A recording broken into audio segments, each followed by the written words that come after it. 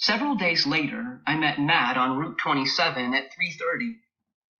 I tied his handkerchief around his eyes and led him, stumbling and tripping up the mountain. I went almost directly home. I guess I didn't much care if he remembered how to get there or not. When I took off the blindfold, he looked around. "Where are we? Where's your house?" I sat down and motioned him to sit. He did so with great willingness. In fact, he flopped. "What do you sleep on, the ground?" I pointed to the deerskin flaps moving in the wind in the hemlock. "What do? Live in a tree?" "Yep." Matt bounced to his feet and we went in. I propped the door open so that the light streamed in, and he shouted with joy. I lit the tallow candle, and we went over everything, and each invention he viewed with a shout. While I prepared trout baked in wild grape leaves, Matt sat on the bed and told me the world news in brief. I listened with care to the trouble in Europe, the trouble in the Far East, the trouble in the South, and the trouble in America. Also to a few sensational murders, some ball scores, and his report card. "It all proves my point," I said sagely. "People live too close together." "Is that why you were here?" "Well, not exactly. The main reason is that I don't like to be dependent, particularly on electricity, rails, steam, oil, coal, machines, and all those things that can go wrong." "Well, is that why you were up here?" "Well, not exactly. Some men climbed Mount Everest because it was there. Here is a wilderness." "Is that why?" Come on, Matt. See that falcon? Hear those white-throated sparrows? Smell that skunk? Well, the falcon takes the sky, the white-throated sparrow takes the low bushes, the skunk takes the earth, you take the newspaper office, I take the woods.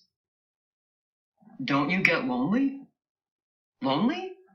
I've hardly had a quiet moment since arriving. Stop being a reporter and let's eat. Besides, there are people in the city who are lonelier than I. Okay, let's eat. This is good, darned good. In fact, the best meal I've ever eaten. He ate and stopped asking questions. We spent the next week fishing, hunting, trapping, gathering greens and bulbs. Matt talked less and less, slept, hiked, and pondered. He also ate well, and kept Frightful very busy.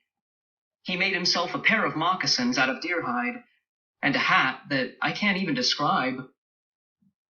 We didn't have a mirror, so he never knew how it looked. But I can say this. When I happened to meet him as we came fishing along a stream bed, I was always startled. I never did get used to that hat. Toward the end of the week, who should we find sleeping in my bed after returning from a fishing trip? But Bando. "Spring vacation," he said. That night, we played our reed whistles for Matt by an outdoor fire. It was that warm. Matt and Bando also decided to make a guest house out of one of the other trees. I said, yes, let's, because I felt that way, although I knew what it meant. A guest house meant I was no longer a runaway. I was no longer hiding in the wilderness. I was living in the woods like anyone else lives in a house. People drop by, neighbors come for dinner. There are 3 meals to get, the shopping to do, the cleaning to accomplish. I felt exactly as I felt when I was home. The only difference was that I was a little harder to visit out here, but not too hard. There sat Matt and Bando. We all burned and dug out another hemlock. I worked with them, wondering what was happening to me. Why didn't I cry, no? What made me happily build a city in the forest? Because that is what we were doing. When the tree was done, Bando had discovered that the sap was running in willow trees, and the limbs were just right for slide whistles. He spent the evening making us trombones. We played them together. That word, together. Maybe that was the answer to the city. Matt said rather uncomfortably just before bedtime, "There may be some photographers in these hills." "Matt!" I hardly protested. "What did you write?"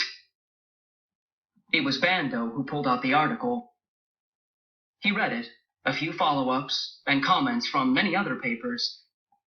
Then he leaned back against his leaning tree, as it had come to be, and puffed silently on his pipe. "Let's face it, Thoreau, you can't live in America today and be quietly different. If you are going to be different, you are going to stand out, and people are going to hear about you. And in your case, if they hear about you, they will remove you to the city or move to you, and you won't be different anymore." A pause. "Did the owls nest, Thoreau?" I told him about the owls and how the young played around the hemlock, and then we went to bed a little sad, all of us. Time was running out. Matt had to return to school, and Bando stayed on to help burn out another tree for another guest house. We chopped off the blackened wood, made one bed, and started the second before he had to return to his teaching. I wasn't alone long. Mr. Jacket found me. I was out on the raft trying to catch an enormous snapping turtle. It would take my line, but when I got its head above water, it would eye me with those cold, ancient eyes and let go. Frightful was nearby. I was making a noose to throw over the turtle's head the next time it surfaced, when Frightful lit on my shoulder with a thud and a hard grip. She was drawn up and tense, which in her language said people. So I wasn't surprised to hear a voice call from across the stream. "Hi, Daniel Boone! What are you doing?"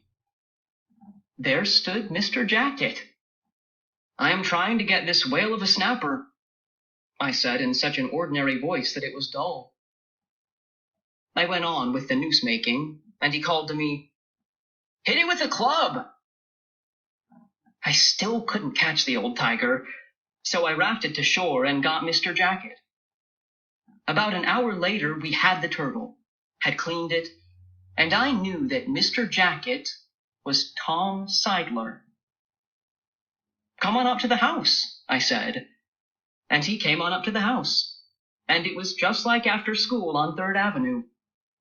He wanted to see everything, of course, and he did think it unusual, but he got over it in a hurry and settled down to helping me prepare the meat for turtle soup. He dug the onions for it while I got it boiling in a tin can. Turtle is as tough as rock and has to be boiled for hours before it gets tender. We flavored the soup with hickory salt and cut a lot of Solomon seal tubers into it. Tom said it was too thin, and I thickened it with mashed up nuts. I had run out of acorn flour. I tried some orris root in it. Pretty fair. "Want to stay and eat it and spend the night?" I asked him somewhere along the way. He said, sure, but added that he had better go home and tell his mother.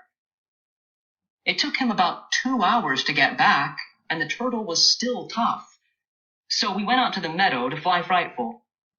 She caught her own meal. We tied her to her perch and climbed in the gorge until almost dark. We ate turtle soup. Tom slept in the guest tree. I lay awake wondering what had happened. Everything seemed so everyday. I liked Tom, and he liked me, and he came up often, almost every weekend. He told me about his bowling team and some of his friends, and I began to feel I knew a lot of people in the town below the mountain. This made my wilderness small. When Tom left one weekend, I wrote this down. Tom said that he and Reed went into an empty house, and when they heard the real estate man come in, they slid down the laundry chute to the basement and crawled out the basement window. He said a water main broke and flooded the school grounds, and all the kids took off their shoes and played baseball in it.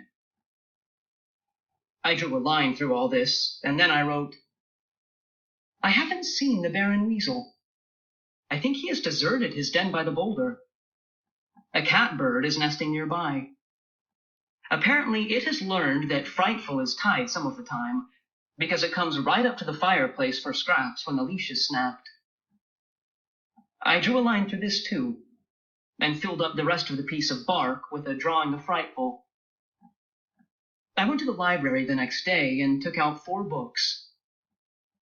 Aaron came back. He came right to the hemlock forest and called. I didn't ask him how he knew I was there. He stayed a week, mostly puttering around with the willow whistles. He never asked what I was doing on the mountain.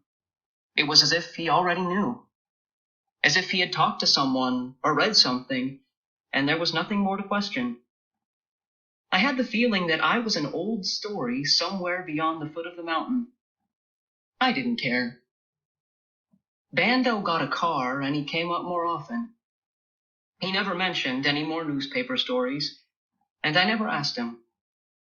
I just said to him one day, I seem to have an address now.